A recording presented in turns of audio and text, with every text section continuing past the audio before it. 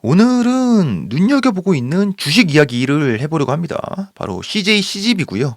개인적으로 투자 판단이 선 종목이고 최근에 공부를 했기 때문에 그 내용을 공유하고자 합니다. 과거에도 제가 투자 판단이 선 종목을 방송한 적이 있었는데 아주 오래전 이야기죠. 저의 투자 기준은 일단 대형주만 매수를 합니다. 코스닥은 일체 사지 않고요.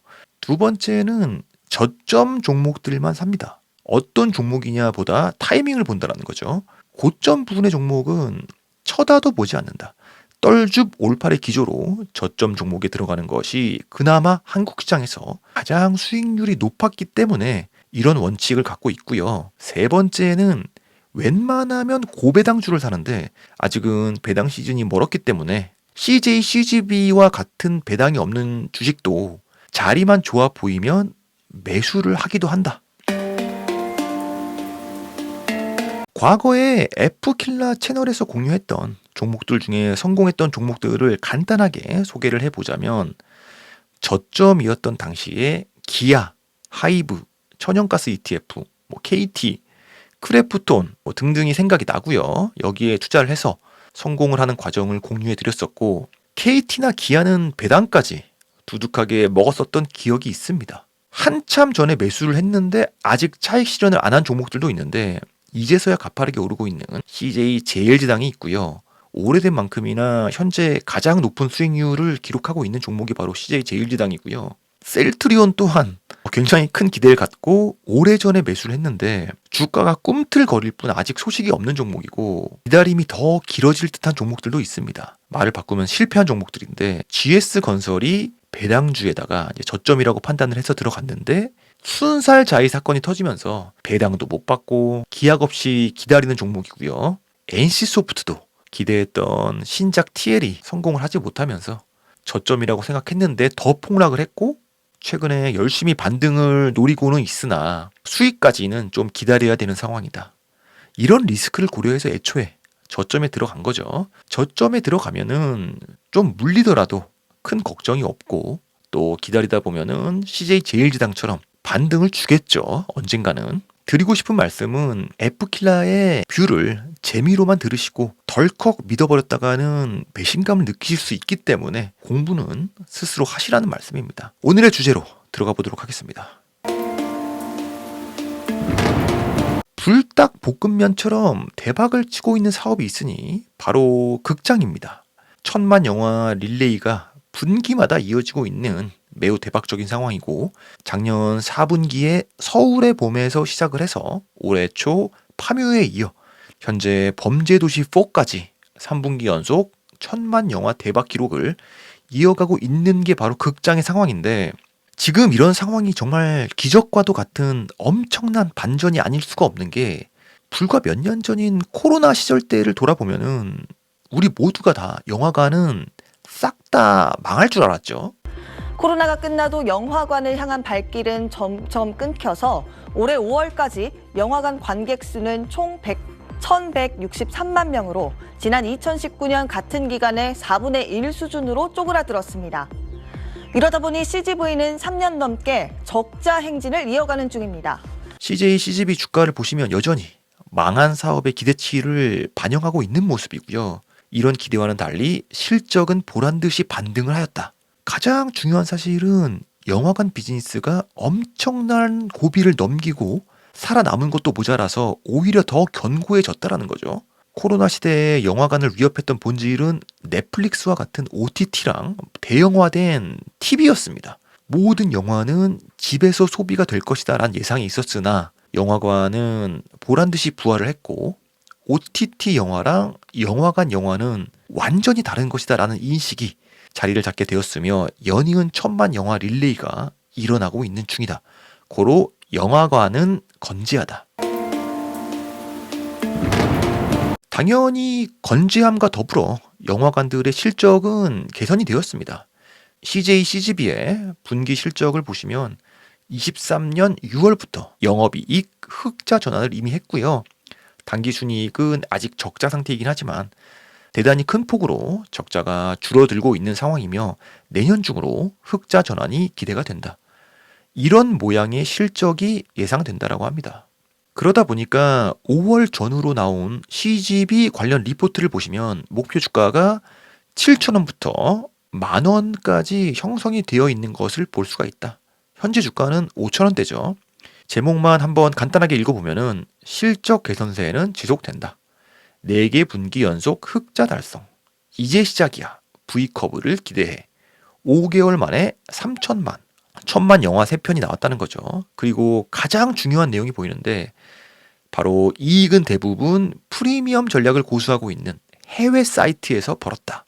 다른 영화관이랑 차별화된 CGV만의 엄청난 차별점이라고 볼 수가 있고 바로 오늘의 주제이기도 한데 바로 해외 사업에 대해서 뒤에서 더 자세하게 다루도록 하겠습니다. 중요한 것은 실적은 V자 반등 중이고 영업이익은 애초에 흑자 전환을 했고 당기순이익은 빠른 턴어라운드가 기대가 된다.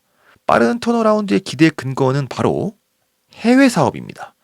그리고 기사에 적힌 유의미한 문구를 읽어보면 하반기로 갈수록 신작 개봉과 맞물려 리오프닝 회복률은 가속화될 전망이다.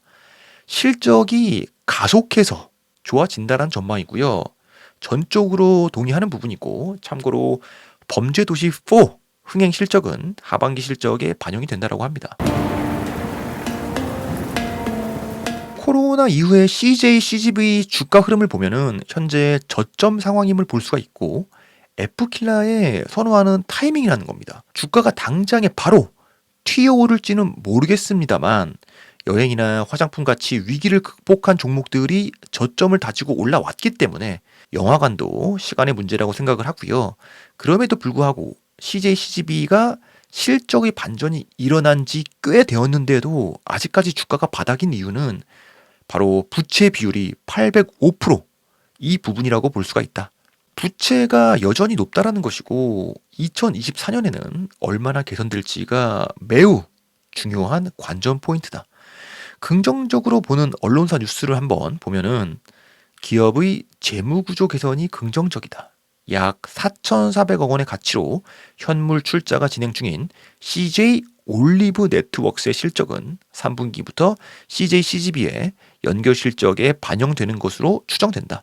CJ 올리브 네트워크스의 현물 출자 완료 시 부채 비율은 1,100%에서 390%로 감소한다. 리스 부채 제외 시 180%대로 감소할 것이다. 개인적으로 CJ 올리브 네트워크스 현물 출자 완료 시에 부채 비율이 축소되는 거에 대해서 매우 긍정적이지만 이것이 근본적인 문제 해결이라고 보지는 않고요. 진짜 중요한 내용은 바로 CJ CGV의 그룹 내의 입지 변화인데 이 부분이 대단히 긍정적이라는 겁니다.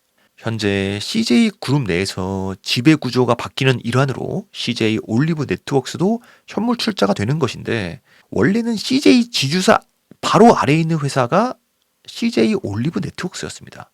근데 이 회사가 CJ CGV 자회사로 포지셔닝이 바뀌는 과정이라는 것이고 그렇게 되면은 CJ 지주사의 CGV에 대한 지분이 33%에서 50%로 대폭 상향되게 된다는 겁니다.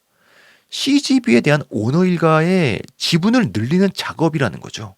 CGV의 가치가 그만큼 있다라는 반증이라는 것이고요. 한마디로 CJ 오너가 CGV에 대한 지분을 확대시키는 일환으로서 이런 복잡한 지분 구조 변경을 감행하는 것은 개인적인 생각에는 오너 일가의 승계 작업의 일환이라고 생각을 합니다. 이 부분은 오너 리스크라고 할 수 있는 부분이고 이제 비판적인 시각으로 관찰은 하고 있지만 투자를 해서 돈을 버는 것과는 또 별개로 선을 그어야 되는 부분이기 때문에 오너 일가의 CJ CGV 지분 변동 과정에서 투자 재료를 엿볼 수 있다는 겁니다. 알짜 사업이 아니라면 이렇게까지 번거로운 작업을 거치면서까지 CJ CGV의 지분을 지주사 CJ에 더 많이 포함시키려고 하겠는가? 라는 게 개인적인 투자 포인트고요. 참고로 지주사 CJ는 CJ CGV 유상 증자에서도 1,000억 원 규모의 현금을 투입해서 참여를 했기 때문에 사실상 CGV에 대한 오너 일가의 집착을 알 수가 있는 부분이다. 장기적으로 봤을 때 CJ CGV는 버리는 카드가 아닌 키우는 카드라는 것이고 주가가 폭락했을 때를 틈타서 지분을 확대한 것으로 보여진다. 주가는 코로나 이후로만 봤을 때 고점 대비 마이너스 76% 빠진 채로 여전히 바닥을 기고 있는 상황이다 보니까 개인적으로 기회라고 생각을 하는 겁니다. 현물 출자 완료 시점이 반등 시점이 될 수도 있겠죠. 그것은 아무도 알 수가 없다. 국내의 다른 극장 체인과 CJ CGV의 가장 큰 차별점은 바로 해외 진출을 했다라는 겁니다. CJ CGV가 집중을 하는 곳이 해외에 인구수가 많은 국가들을 공격적으로 공략을 했다라는 것이고, 코로나 때는 이런 전략 때문에 매우 큰 위기를 만났지만 CGV는 끝까지 포기하지 않았고 해외 실적이 엄청난 보상으로 돌아왔다. 참고로 미얀마 사업이랑 적자 폭이 큰 사이트는 포기를 했다라고 합니다. 현명한 판단이죠. 맨 오른쪽이 23년 1분기에서 24년 1분기로 넘어가면서 생긴 매출과 영업이익의 변화를 보여주는 표입니다. 한국은 영업이익 적자 축소, 중국도 역시 적자 축소, 베트남은 흑자 유지, 인도네시아는 흑자 전환, 튀르키예도 흑자 전환. 전반적으로 개선되는 상황을 한눈에 볼 수가 있고, 하나하나 보시면 중국은 빠른 시장 회복세를 보여주었다. 비효율 사이트 폐점에 따른 구조 개선으로 매출은 감소했으나 적자 규모는 축소하며 영업이익 개선. 베트남은 역대 최고 분기 영업이익 달성. 인도네시아는 라마단 비수기임에도 불구하고 전년 동분기 대비 매출, 영업이익 모두 증가. 튀르키예는 비효율적 사이트는 구조 조정을 통해서 전년 동분기 대비 영업이익 플러스 50억 원 증가하며 시장 회복 가속화.